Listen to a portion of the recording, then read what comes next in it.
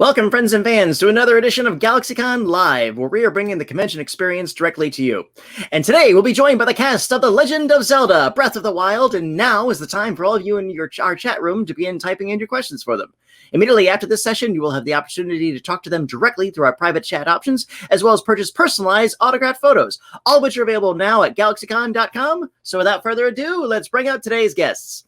First, he is a video game actor and video game competitor whose credits include Indigo Ignited, JoJo's Bizarre Adventure, and The Legend of Heroes. Please welcome the voices of Revali and Teba, the great Deku Tree. Please welcome Sean Chiplock. Hey, what's going on, you guys? Thank you so much, Patty. It's good to be back. Good to have you back, young man. How you holding up in your part of the world? Oh, making it work, dude. At least, we've got decent summer temperature out here. It's supposed to be a little hotter today, but we're getting amazing ocean cross breezes over in SoCal. Well, you got that fan behind you, so you're good. Yes, we do. I don't know what fell, but I'm okay. I'm safe. All right. As long as you're safe, we don't want anyone getting hurt during these. No one needs to be hurt during the performance of this act. And certainly not you. Yeah. I'm good. I'm nice and safe. I got my drinks. I got my food. I'm good. I'm all holed up. Right on. Our next guest, he is an actor whose roles include Kingdom Hearts, JoJo's Bizarre Adventure, and helping various characters at Disney's California Adventure. Today, we talk about his work as the voice of Daruk and Yunobo. Please welcome Joe Hernandez. Hello. Hey. How you doing, Patty? I am good, my friend. How you doing? Doing all right, man. Just living life, living the quarantine life, as it were. Here in my little recording booth that I got, there is not enough air conditioning in the world, though. yeah, the home booths. That's one thing. Everybody's running out and setting them up, and I've noticed people have taken pictures of yeah. Fun on here. Yeah. The nicest feeling in the world is turning on that AC machine as soon as the client says, "All right, that's a wrap. Thank you." Oh my goodness. Yeah. Instant. Makes us appreciate the engineering of the professional studios. Absolutely. Yeah, that's right. They managed to get the air in without us hearing it in the mic. Okay. Well, we're glad to hear you, boss. Either way, if you need to take a break, run grab a glass of water. Okay. Thank you. I've got my agua right here. All right. And as we all know, the first rule of voice acting: hydration. Next, she is an actress and an award-winning voiceover artist whose body of work includes Dragon Ball Super, My Hero Academia, and Ruby. Today, she joins us as the voice of Urbosa and Riju. Please welcome back Elizabeth Maxwell. Jazz hands! Yes. we need to even out the gender ratio right now. How are you doing, madam? I'm better now. Your voice just brings a smile to my face and joy to my heart.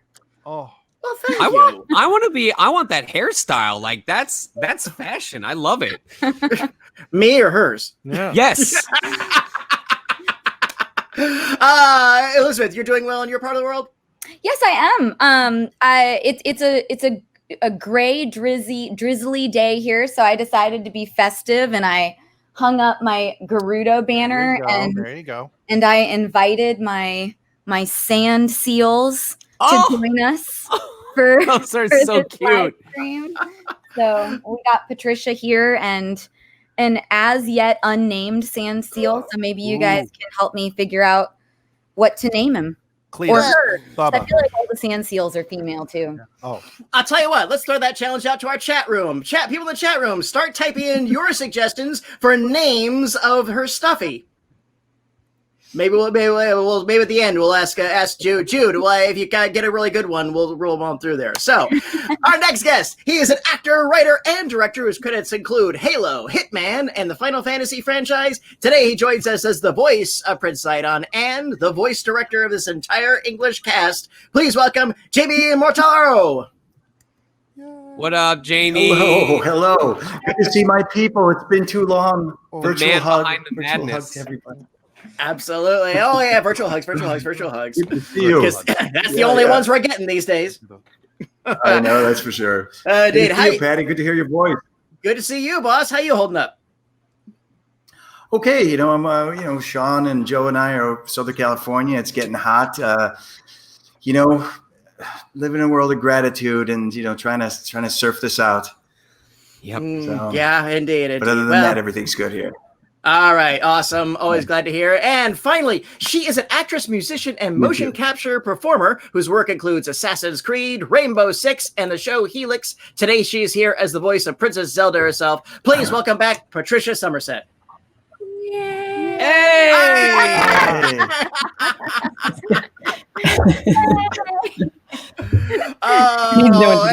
And that available is, of course, at fine retailers throughout the world. Is it anymore though? Is it? They're only like got this. but they're out there. I don't know. I got mine. Oh my gosh, that's amazing. I think only got a Revali baby amiibos Sidon. start at like $35 right now. They are impossible to find. Really? I've got a stash of Daruk ones that I Sidon doesn't have at any. cons and stuff like that. So, yeah, hit me up. Oh, indeed. All right, well, gentlemen, ladies, thank you so much for joining us again today. It's so good to have you all back at the GalaxyCon virtual stage. I'm so glad to see that you're all doing very, very well. And as always, we miss having you on our live stages. And as always, we look forward to the day when the world goes a little bit back to normal, getting you back on our live stages in front of your fans. And last time I asked you some sort of basic questions. So I think this time, I'd like to know, one of the very unique challenges for voice acting for video games, unlike the narrative type stuff and traditional animation, are all the reactions your characters are required to vocalize without the dialogue. So did you have any unusual or memorable ones recording either Zelda or maybe even beyond in some of your other voice acting roles in video games? Who wants to start? Not me. Don't make me start. Who wants to field this question? Okay, well, one thing I'm sure we've all experienced at some point in our career, not even just specifically Breath of the Wild, does everyone remember the first time they saw a page of reactions and from top to bottom it was just ... And they said, okay, this one, this ... you're being pensive. This ... you're startled. This ... you're fuming with anger, but you can't bring yourself to say anything.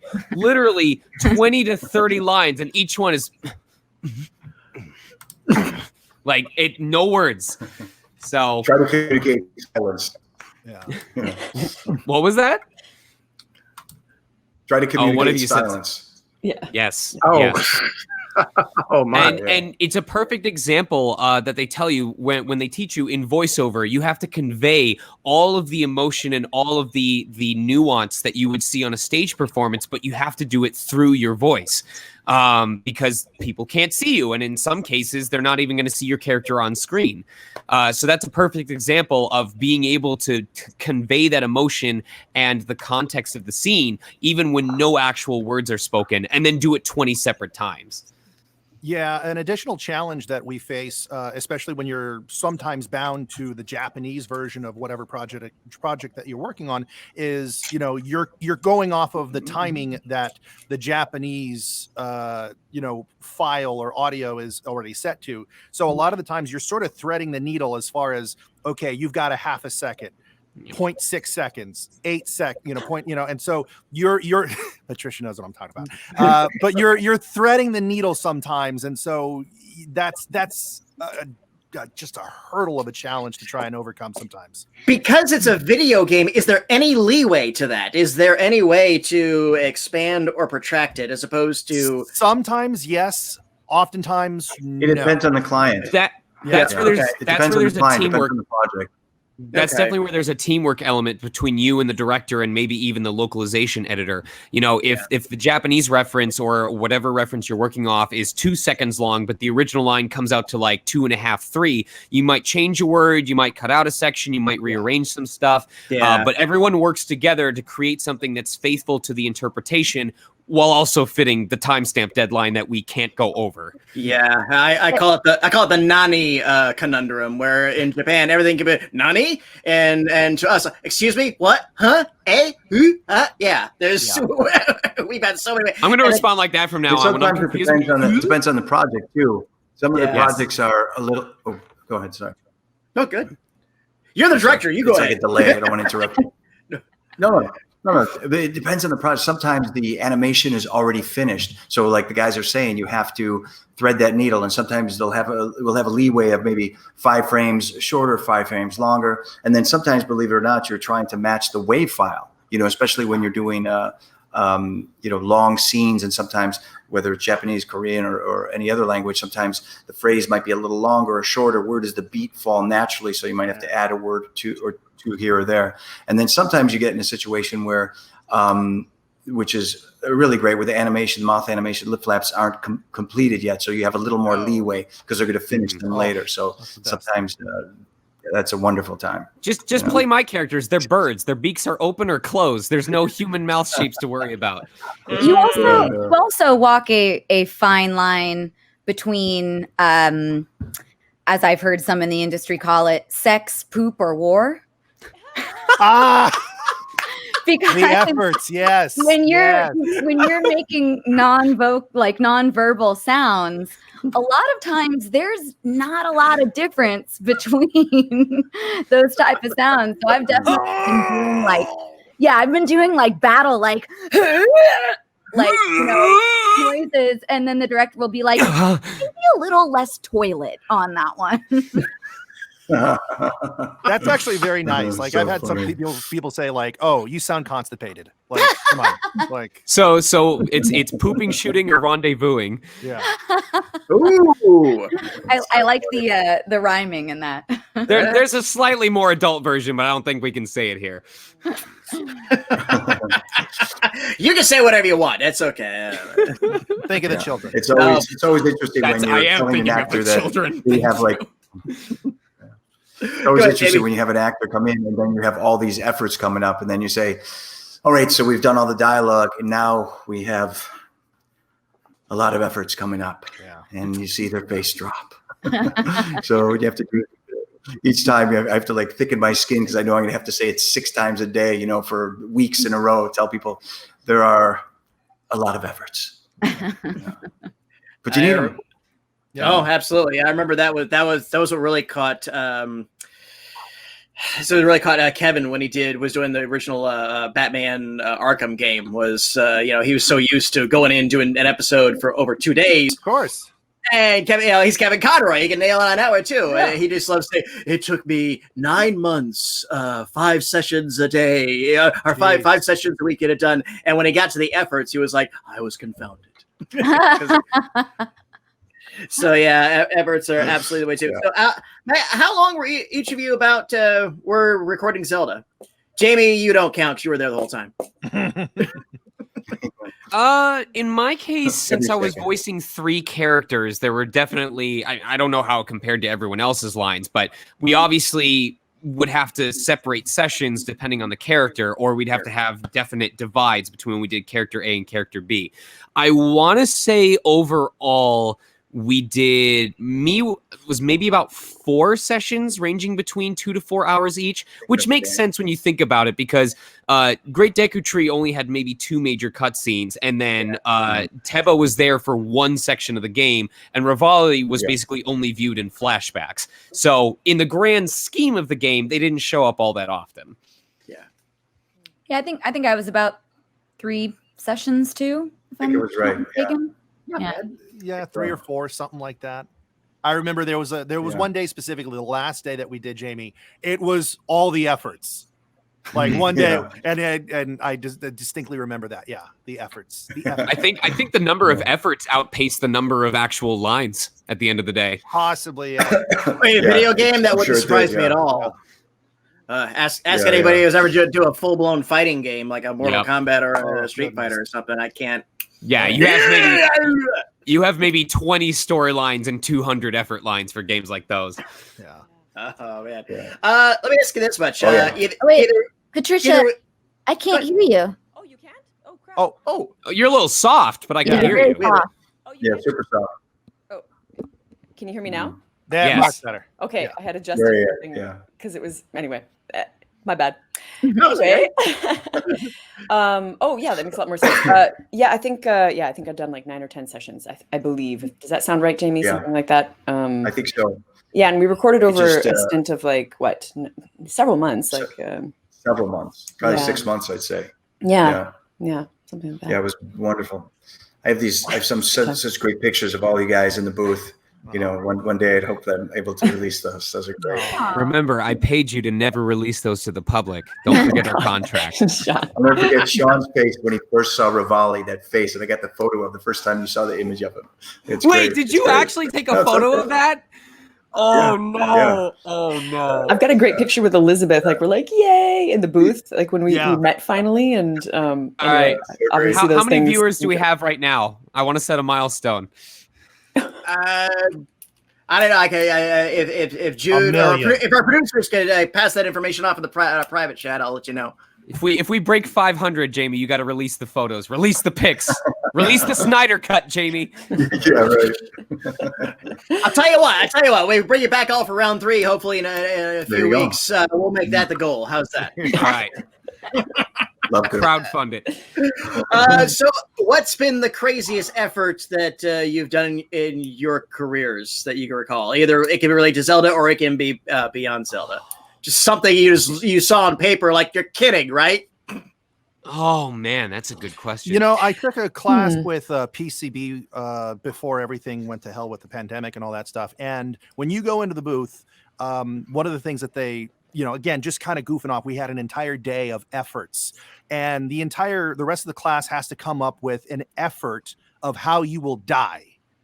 So it could be like falling down a cliff of 50 meters or something like that, or getting steamrolled by a giant bowling ball, being set on fire in a pit of scorpions. But again, like they were very, very specific, and each death was more extreme than the last. So it wasn't for anything like official. It wasn't for an actual project. It was just a classroom environment, and that reminds me of we have a program we do. Again, we go back doing live shows called Voice of GalaxyCon. And if anybody's watching and comes to our shows, you're welcome to participate, where we do an American Idol sort of thing where over a 2-day period, the first day we give everybody sides, not animation sides, just standard commercial sides, trying to tell people, if you want to be a voice actor, this is a part of the world you have to go through. And then in the final rounds, we go through some more exercises, but one of which is what I call the filthy 10, which is just efforts on flashcards shuffled on up, and it's like you fall 5 feet, okay, you fall 50 feet, and there is a difference between the two. Oh yeah, exactly. Oh yeah. I posted yesterday about my notice that I made on my door so that my neighbors wouldn't be concerned. And a lot of people on Twitter pointed out, why did you write killed/murdered? And I went, no, there's a difference between being killed and being murdered. Engineers will tell you that. I worked on a game called it was XCOM 2. And I was just kind of a generic you could, put together a team of like 8 soldiers, and I was like, generic female soldier number 2 or whatever. But because you could be in the entire game, you had to cover every single possible thing that could happen to this soldier. And when we got to the desk, it was like, okay, we're going to need a death yell as though you are slowly being eaten alive by an alien. Great. Yeah. Okay. Totally. Now we need another death yell where you're being crushed by a large rock and one of your lungs has been punctured. Don't forget, Elizabeth. We need light, mediums, and heavies of all of those. And now you're on fire. Yeah. Yes, any of those could happen after the character's on fire. So we need you being crushed while you're in fuego as well. My gosh, that's funny. Great. Wow, I want to add there's that, so but many it's not, I couldn't even imagine. I couldn't even count. How Patricia's many characters don't die. thousands- That's why. I couldn't even count how many hundreds of thousands of efforts that I've recorded. I mean, literally hundreds and hundreds of thousands. And each time, depending on the game, it's all about the weapon and all about, how the player or the NPC is going to get killed and what kind of weapon is being swung. And it's those details that really, really make those moments come alive. Because if you have the 2 sounds like, huh, ha, huh, ha, and it's, it doesn't sound good, but the deaths, you need to have that variety. And sometimes they're 2 seconds, 3 seconds. I think some of the strangest ones I've directed were a game called Let It Die, and it was Mark Hamill was in it, and a lot of really great people were in it too. And there were characters that had like their arms were bodies with limbs hanging from that part. And they had to swing and hit people, and the people had to get hit by, say, it was a leg and an arm, and maybe they got hit in the throat and stuff. And it was a throat thrasher, that project. But there's been so many, from Hitman and all those. There's so many ways. Axe in the head. And there's so many different ways, you know. God but gracious. I want whatever Jamie's on after hearing that description. Patricia, you have any interesting ones? No, I was just thinking about it. It's not like that at all. But I remember having a great moment in the booth where I think it was like For Honor, it was a Ubisoft game, and we were sitting there, and like a soldier is sort of sitting there and like eating or doing something, and I just had to give several burps, and I realized at that point that all of my best work as a child was coming into fruition in this moment. I'd spent so much time like forcing burps and being like, raw, like trying my best to like put as much air in my stomach and bring it back up. And I had a good time doing that. And a bit of a full stomach when I left. But, I have learned recently that in terms, if you want natural burps, water is best for airy burps. But if you want like the big belly ones, you got to go with soda or beer. Beer is really good for if you're of age, mind you. If you're 21 plus, beer is really good for getting those nice guttural burps. Maybe kombucha is a second option. Anything carbonated really will help a lot. Red Bull works too. Do you guys actually do that in a session though? Like when you go in, do you like use those things before you burp? But I will if they say sure. I couldn't. Yeah, I guess I couldn't guarantee that I could make that happen in the moment. It'd be like, okay, we'll wait 20 minutes and I'll. Immediate. Some people could do it like on command. It's amazing. You know what I do find what is amazing is that so many voice actors cannot whistle. Like that. There it is. Very good. Professionals. We are professionals. That's my favorite thing this week. Don't try this at home, kids. No, do, because it will help you in your career later. Because this as well. Just do a lot of this, and it'll help you in your career later. I love Fritz. That's how I did Revali. No, I'm just kidding. Yeah. I flapped. All right. Well, audience, we hope you've enjoyed this little mini course on some of the intricacies and subtleties of voice acting. More like discourse, to be honest. Hey, it's all good. Producers say we got some questions from the audience, so let's go ahead and roll our first one. And this comes from Brandon. Have any of you grown up with the game franchise at all? And if so, what is your all-time favorite Zelda title? Sean, start us off.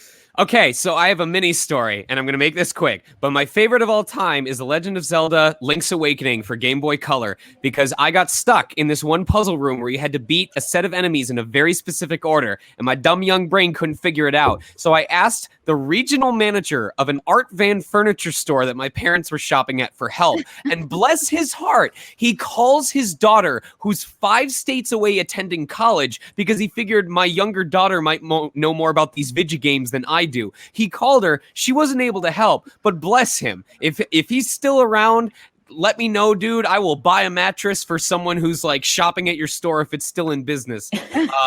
But I grew up with all of them. I played Ocarina of Time. I played Majora's Mask. I dabbled a little bit in Oracle of Ages / Seasons. I think around Twilight Princess is where work kind of started picking up for me, and I wasn't able to do it as often. But I've been living vicariously through everyone for Breath of the Wild. Hyrule Warriors, a really big one. I love the soundtrack. I love the gameplay. I love Hyrule Warriors so much. Awesome. So, Joe. I had an NES growing up, but my older brother kind of hogged it. He hogged all the systems. And so it wasn't until we got to the N64 where at that point in time, he had already moved out. So I had like a gaming system all to myself. And so Ocarina of Time was like the first Zelda game that I got to enjoy, that I didn't have to share with anybody, that nobody was hogging it. So Ocarina of Time and also Wind Waker as well. Like it's Wind Waker. I have so many fond memories of playing Wind Waker. And really, when you think about it, the series, those were sort of them testing the sort of open worldness of what a Zelda game could be. So again, they were telling us all along. Yeah. That's awesome. Patricia. Yeah. I grew up with the franchise in my house a little bit. Was maybe more of a Mario fan at that time. But yeah, the original was, it still sticks very strongly in my mind. I revisited it on one of the little minis recently. And it was so much fun. We were doing the first world with like my boyfriend and his kid and whatever, and they were sort of going through, and it was, it was quite nostalgic. But I would say Ocarina of Time, and I'm very partial to Breath of the Wild, obviously, because it's great. But I've not beaten that game. I've not beaten any of the Zelda games, so goodbye. No, you stay right where you are. You're a princess. That's just asinine. What you gonna do? Anyway. He brings it full circle. Jamie, how about you? I think Ocarina of Time. I had a neighbor that used to play it all the time. I was sort of more of a Mario fan at the time, but and then when I was working at an advertising agency, a lot of Nintendo was coming through there. So we were working on all kinds of Nintendo advertising and the original Zelda and all kinds of different things. So, but Ocarina was one that always rang true. But I was around Nintendo a lot early on. So, but that one, as far as Zelda goes, but again, I was more of a Mario guy at the time. Now, of course, I'm more of a Zelda guy. Of course, as your apparel shows. Elizabeth, how about you? I think I'm the odd one out. I did not play any of the Zelda games growing up, and I blame my brother because he decreed that we were a Sega household. And that, we needed to have all the Sega consoles. I mean, I love Sonic as much as the next person, but yeah, no, I know. In retrospect, not necessarily the best. In retro gaming, what does it feel like being on the wrong side of history? Huh? Oh, nothing. No, go ahead. Did you at least have a Dreamcast? Oh. Elizabeth. Yes. Okay. Yes. Okay. Because Dreamcast was what you played Soul Calibur on, right? I don't know. I never had amongst other things. But yes. Okay, that was the biggest game that I played on Dreamcast, or the most on Dreamcast. But I mean, I was familiar with Zelda because I had a lot of friends who played games, and I like watched them play like Ocarina of Time and Majora's Mask and stuff. But I did not have the honor when I was little. So now, did your brother still talk to you for betraying the faith? Yes. My brother has since branched out. Good to know. Good to know. Actually, I'm a lot like you, Elizabeth. I have not played it myself, but over the decades, I saw plenty of roommates playing it. So now just sit there like, go left. Oh, you shouldn't have done that. Yeah. That call. Yeah, that was way too. But Brandon, thank you. That was a great question to start us off with. Thank you, Brandon. Yes, what do we have next?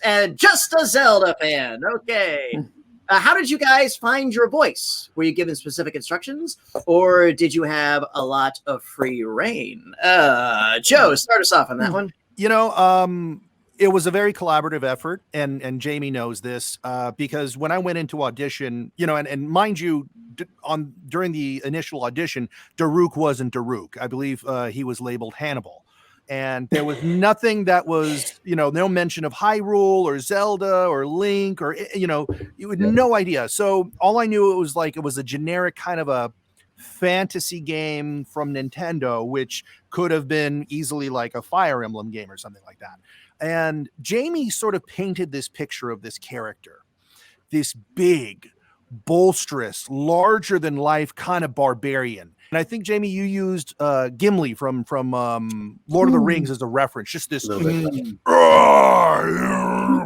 guy, but lovable, very sweet, but just a big giant of a person.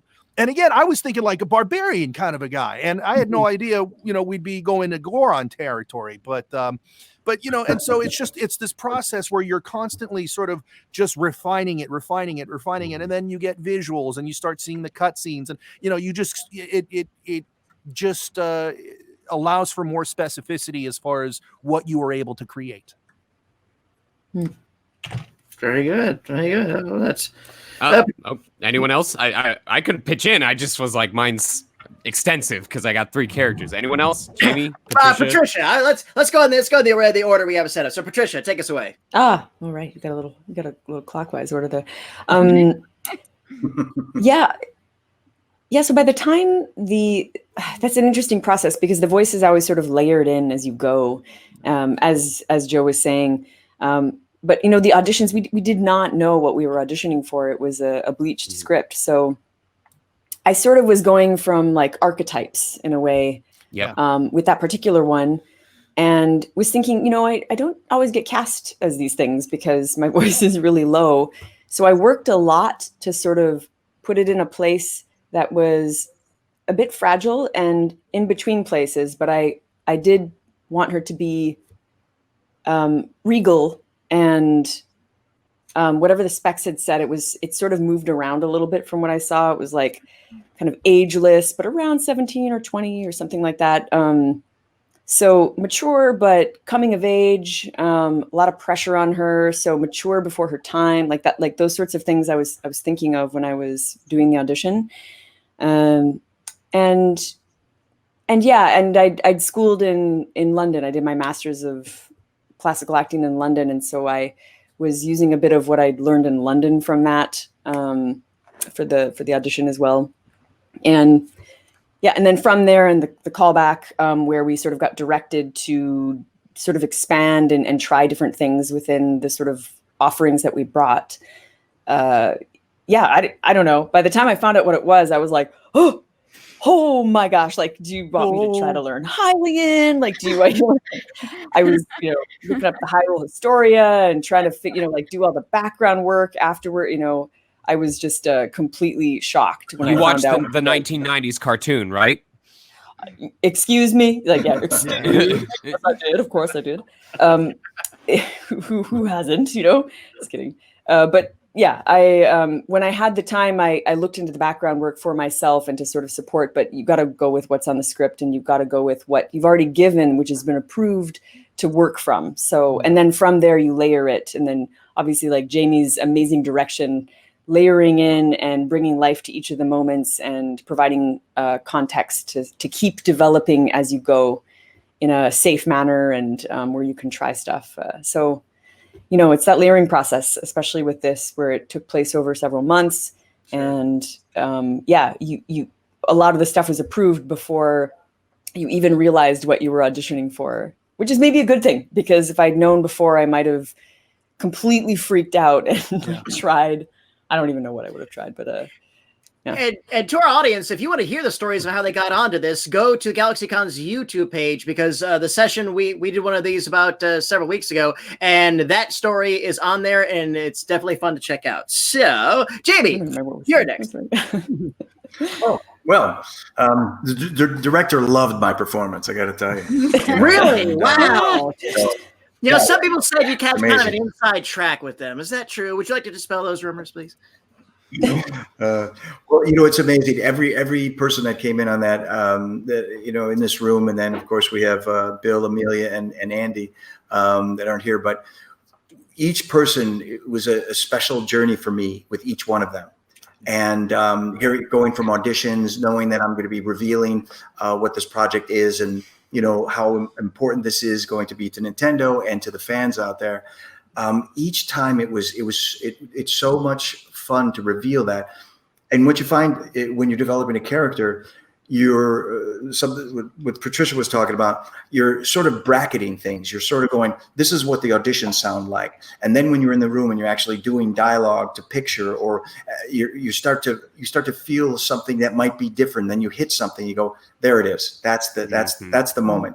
So you might pull that line and pull it to the side and then continue. And if you find the character drifting a little bit this way, that way, you go back to that base. And then many times I just let the first couple of pages go, and then knowing that we're going to drift and we're going to find a character, then eventually at the very end of the project, we go back and bang out those first couple of pages again, because now that character is completely established. There's no drifting, super solid. So generally do that I think I did that with everybody, or at least go back and listen to the first 10, 20 lines to just make sure we're right on point. that nothing is drifting. But each one was just an amazing journey, and amazing, so much fun to define. The first couple pages are usually both the worst and the best iterations of the character, because we start off with them, and then when we finally understand what we're doing, we come back. Can I just add something real quick? As far as the time that we were allowed to play with these characters and in this world, in this sandbox here, Nintendo was very good about giving us ample time. And I know all of you guys have worked on many different projects where, you know, the deadlines, you know, we gotta crank it out. Let's just do it.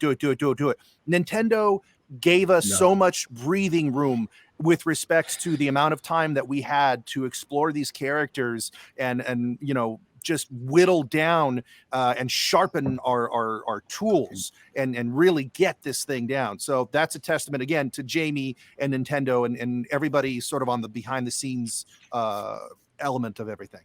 Very good, very good. So Elizabeth, how about you? Well, as Patricia stated, usually I approach character work first as an archetype. And then when you find the archetype that you think fits, then you start looking at like, okay, what is it that makes this warrior woman different from warrior woman X, Y, and Z? Mm-hmm. And, you know, with Urbosa, it was like, not only was she kind of like that warrior badass, but, you know, she was also had a regality to her as well. She was the leader. She was, I don't remember the exact vocabulary that was used in the breakdowns anymore, you know, but it was like, it was indicated that she was a chieftain or something of high level of respect within her community. So it's like, you take out the rasp, you add in like some warmth and bass and, you know, you start with that kind of color that you create for the audition. And then a lot of the refinement just comes in working with the director and seeing the character and finding out more. You know, it's like, I didn't realize that Urbosa had a mischievous side until we actually started recording. And so it's like, then you learn like, where do I add in those arched eyebrows? And, but one of my favorite memories is that I think originally Nintendo wasn't entirely sure which way they were going to go in regards to accents, who they were going to give accents, what accents they were going to give them. And so we were told to like, you know, be prepared to do neutral, potentially British, you know, so forth. And I got it in my head that Urbosa was going to have a different accent. And I remember going in for like my callback and Jamie being like, okay, great, Elizabeth, thanks so much for coming in. We got everything we need. And me going like, oh, no, Jamie, hold on. I've got this great Scottish accent. Oh, no. Here. And he was like, no, I think we're good. I think we've heard what we need to hear. And I'm like, no, you don't understand. Oh, you still pushed for it. Oh, no. So good. And thankfully, he did not let me read. Can you give us some Scottish Urbosa? Yeah. Urbosa right now, please.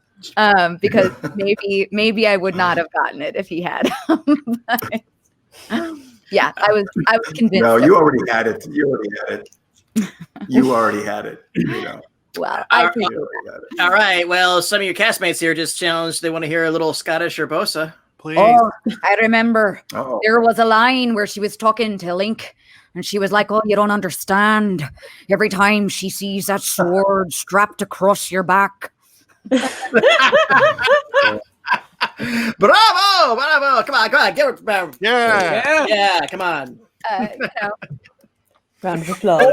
We're just like, whoa. All right, Sean, bring us all on that one. Oh God, how do I of all people be concise with tying this all together into a nice little package? Well, remember, we got 11 minutes in the show. How about that? Thanks. Well, touching on the archetypes that both Elizabeth and Patricia talked about, you know, when they talked about how we got these auditions and everything was whited out, basically very basic, very generic. It's equal parts the director's looking for what you can bring to the table, as well as them looking, in some regards, they're saying, just show us what you've got. So for the auditions, my approach was, okay, we were given up to 3, because sometimes they'll give you a max. They'll say, you can choose up to 3 out of this entire list. Don't do any more, because then you're not following instructions. We're not going to even listen to any of them. But you also don't want to do any less if you're capable of doing 3, because that's your chance to showcase. So I approached the auditions of, okay, out of all these sides, what are 3 vocally distinct approaches that I can take that will showcase to this director what I'm capable of in regards to my range? Maybe they're not going to think, oh, this performance doesn't quite fit for this character, but we know that he's capable of doing this, and it might work for someone else. And that actually worked in my favor, because when I read for or what would become Revali, I kind of tried a couple different things. I tried a softer, forest woodland elf. I tried something a little bit more show-offy, which became closer to Revali. I think I tried for a character that was like a generic, like, You did something show-offy? Really? confident adventurer type. But the third one was for a character called Really Big Plant. And I went, I'm going to do something that no one would expect this baby face to make. And I got help with my mentor, because when I saw Really Big Plant, like, my headspace was like the hive mind from like the Halo games, like that giant alien entity. So I wanted to do something that was very slow. You were forced to listen to this wise voice. And that's how I ended up going all the way down here for something very slow and wise. And that took whoever was listening to those auditions, which I think was at least Jamie or someone else, took them by complete surprise that audition is what ended up bringing me in. Revali and Teba didn't come until later. And then for the actual performance, once I understood the characters, each of them with their own experience. Revali, I already had the voice down, but it was the attitude that changed, because I was going for more of a show-off, whereas Nintendo wanted something with more confidence. Revali had earned the right to have self-confidence because of all the work he had done behind the scenes. The Great Deku Tree was a challenge in that it was going outside of my comfort zone and recognizing the parts of my body that I could draw my voice from, going from my chest and my belly instead of my nose or my head. And then Teba was an experience in adjusting an existing character voice, because there was this one character that I did in the past that was very aggressive, very mean. And I said, what if I take that aggression and I make it bitterness instead? And I just make him calm and stern. And so adapting that character voice and changing something about it fundamentally created a brand new character, and that's how I made Teba. Right on. Right on. Bravo. Very good. Indeed. Zelda fan, thank you so much for that. Hey, a reminder to our audience, if you would like to chat with this cast like I am now, or purchase a personalized autograph, please head over to GalaxyCon.com. And I think we have time for one more question, so I'll ask you to roll that one. And this comes from Ramona. Is there something you personally like in the Zelda games that most people may not? Okay, such as the water temple, climbing in the rain, etc., etc. Okay. All right, Patricia. Oh, something that I don't like. Oh, boy. Well, yeah, I don't know. Climbing in the rain is really exciting. Yeah. I remember I got stuck on a waterfall and I just couldn't get out in Breath of the Wild. I just couldn't get out of that place for like, I don't even know. I think I spent sort of like a half an hour trying to get out, and then I just had to quit. But that I didn't really like that. I was just like, dude, I can't figure it out. Like, I just can't. But it sticks in my mind, and now I think of it as a fond memory. Getting stuck on a waterfall. There we are. Fair. That's really fair. Very good. Jamie, how about you? Well, I don't play it as often. When it first came out, I was playing a bit.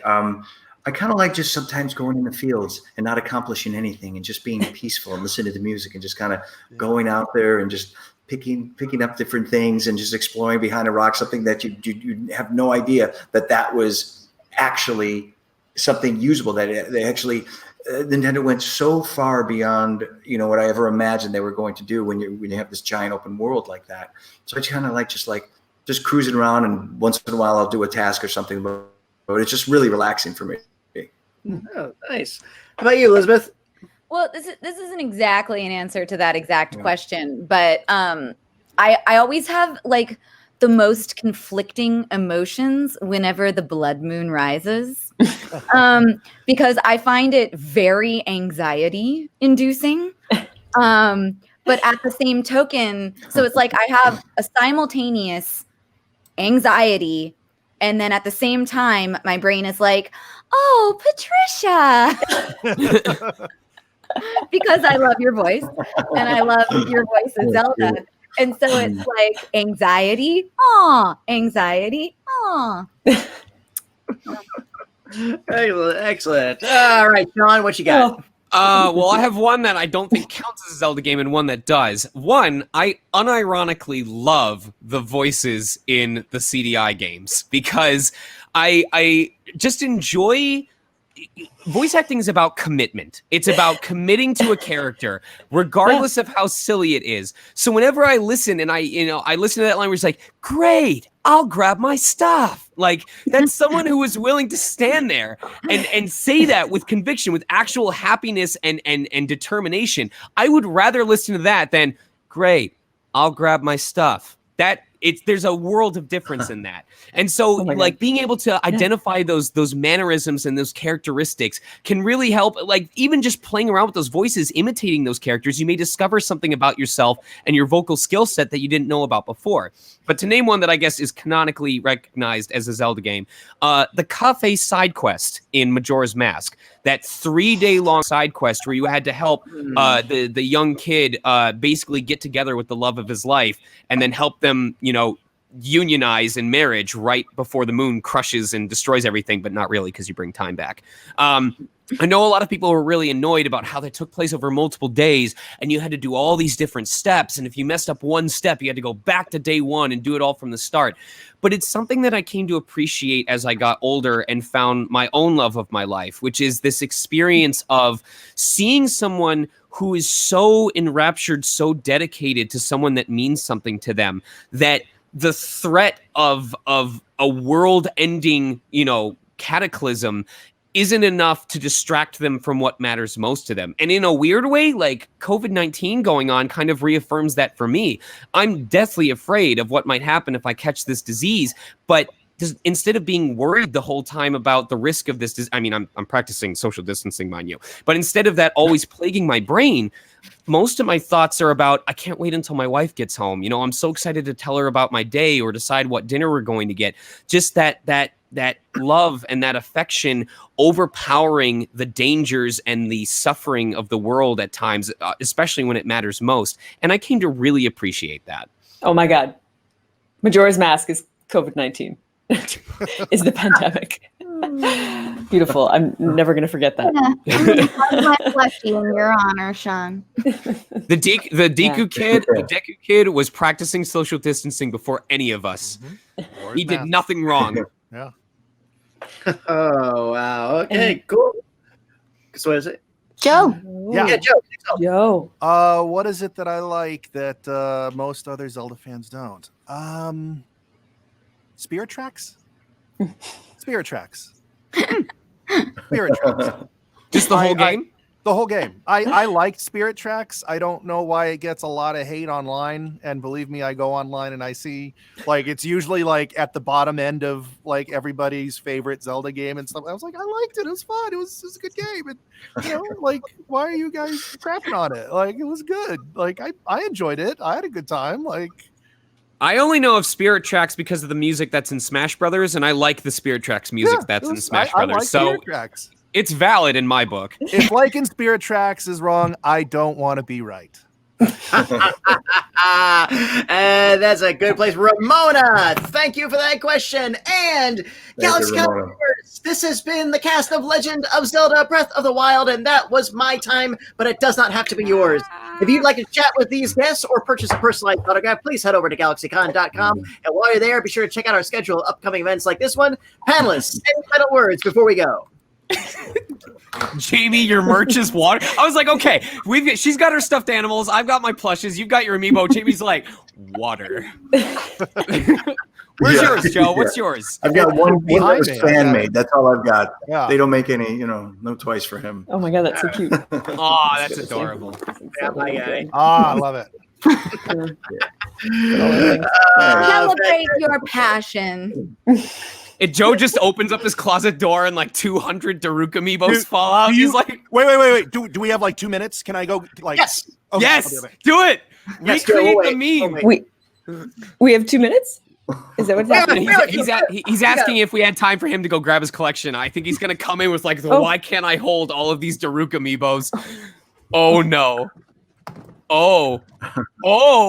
When I said that they are behind, like I'm like in my garage, I've got Daruk amiibo. Aww. Daruk Hands you a Daruk amiibo. Oh my God. Hands you a Daruk amiibo. Daruk amiibo. Hands Like, you a Daruk amiibo.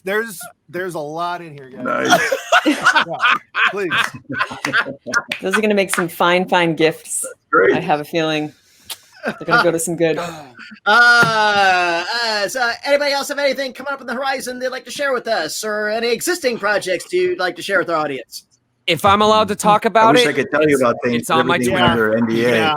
Yeah. NDA. I got to Can't talk share about it. some exciting news. They're doing an English dub for Yakuza 7 Like a Dragon, and I had the honor of getting to be the main female character in that, Saeko. So I don't know if they actually gave a release date yet, but obviously later in the year. And yeah, I'm returning to my Sega roots. Yeah. Wow. They always come back. Street of Rage. Gentlemen and lady, thank you all so much for joining us today. Thank you to our Thank audience. you, Patty. Thank you for having Thank us. you, Thank you, Patty. Patty. Always much. Thank you, Thanks to Patty. our audience. Those great questions. We hope to see you all again tomorrow. We'll be joined by the cast of DC's Legends of Tomorrow and the Rocky Horror Picture Show, and on Sunday with the voice actors we'll of miss that. Star Wars. Bye bye, everyone. Take care, and Take please care. keep washing those hands. Yeah.